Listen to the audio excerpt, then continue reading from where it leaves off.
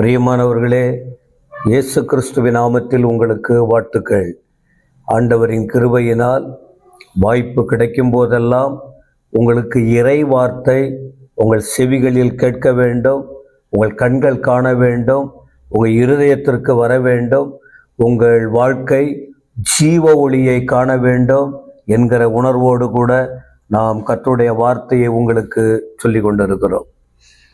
ஆண்டுடைய கிருபையினால் இந்த முதல் மாதம், இந்த முதல் வாரங்களில், இந்த வருஷத்தின் துவக்கத்தில் வேத பாடத்தை நீங்கள் உங்கள் காதுகளிலே ஒரு வசனத்தை கேட்டீங்க.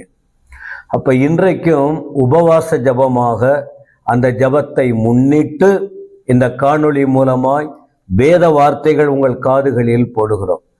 ஆலயத்தில் நாம் தியானிக்கிற புத்தகங்கள் வேற, செய்தியின் தொகுப்பு வேற, நீண்ட விரிவான சிந்தனைகள். ஆனால் இந்த நாளில் உங்களுக்கு அவ்வளவு நேரம் நாம் பேசுவதில்லை. இப்போ கடைசியாக உங்களுக்கு கடந்த நாட்களில் குறிப்பிட்ட உபவாச ஜபத்தை குறித்த காரியம் மத்தேயு சுவிசேஷம் 6ஆம் அதிகாரத்தில் ஜபத்தை குறித்து ஆண்டவர் சொன்ன காரியம். நீ ஜபம் பண்ணும் போது, 5ஆம் வசனம், மத்தேயு 6:5, நீ ஜெபம் பண்ணும்போது எப்படி இருக்க வேண்டும் என்கிற விளக்கத்தை முன்ன நாங்கள் உங்களுக்கு சொல்லியிருக்கிறோம். ஒருவேளை இதனுடைய தொடர்ச்சி நீங்கள் பார்க்க வேண்டுமானால் பெத்தேல் மிஷன் சர்ச் சபை, பங்காருப்பேட்டை, அந்த யூடியூப் அதில் நீங்கள் போய் பார்த்தீங்கன்னா இதனுடைய ஏறக்குறைய நூற்றுக்கணக்கான தலைப்புகளில் நூற்றுக்கணக்கான, உங்களுக்கு 1000 மெசேஜ் கூட வந்திருக்கும். 1000 செய்திங்க, பெரிய குறுகிய அளவிலே பல தலைப்பின் அடிப்படையில் உங்களுக்கு செய்திங்க இருக்கு. நீங்க பார்க்கலாம், கண்டிப்பா தெளிவடைய முடியும். அப்போ அந்த ஜெபம் பண்ணும்போது என்ன செய்யணும்னு சொல்லிட்டு நான் உங்களுக்கு சொன்னேன். இப்போ ஆண்டவர் கொஞ்சம் விளக்கி சொல்றாரு, நீங்க எப்படி ஜெபம் பண்ணணும். இன்றைக்கு அநேகர் இதே வசனத்தை இதே போல இந்த ஜபங்களை வைத்து எல்லா சபையிலும் பண்றாங்க. அது தவறு கிடையாது. நான் கூட எனக்கு பண்ண ஆசை, ஒன்றும் தவறு இல்லை. பல இடங்களிலே அதை செய்யறாங்க. ஆனா இது இந்த வசனம் உள்ளத்துல இருக்கு, அதுதான் நமக்கு முக்கியம். ஒரு மாடல், மாதிரியின் ஜபம், அந்த ஜபத்தை ஆண்டவர் சொல்லி கொடுத்தார். இப்ப இதை வைத்து இன்னும் பல காரியங்களுக்கு விரிவாக செபிக்கிற நிலைமையெல்லாம் உங்களாலே பார்க்க முடியும். அப்போ 9ஆம் வசனத்துல சொல்லுகிறார், நீங்கள் எப்படி ஜெபிக்கணும் அப்படின்னா, முதல்ல பரலோக பிதாவை நோக்கி ஜெபிக்கணும்.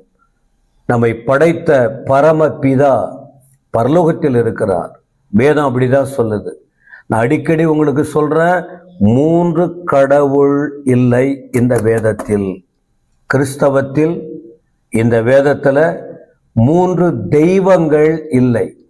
ஒன்று, ஆனா 3 விதங்களில் வெளிப்படுத்தப்பட்டிருக்கு. இதை புரிவது கஷ்டம். நீங்க சொல்வதை கேளுங்க.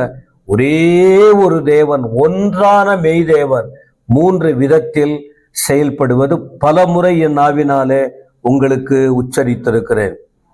அப்போ இயேசுவானவர் வார்த்தையாய் வந்த தேவன், திரித்துவத்தின் 2வது ஆழ்தத்துவமாக இந்த உலகத்துக்கு வந்தவர். இப்போ 3வது ஆழ்தத்துவம் யார்?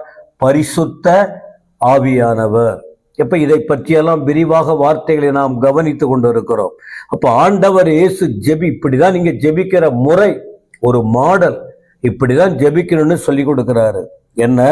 நீங்கள் ஜெபம் பண்ண வேண்டிய விதம், பரமண்டலங்களில் இருக்கிற எங்கள் பிதாவே, பிதாவை நோக்கியும் அவர் நாமத்தை அறிக்கையிட்டோம் அவரிடத்துல ஜெபிக்கணும். நாமம் பரிசுத்தப்படுவதாக. அவருக்கு அநேக பெயர் உண்டு. அவருடைய நாமம், அவருடைய நாமத்தை உச்சரித்து நாம ஜெபம் பண்ணுமா.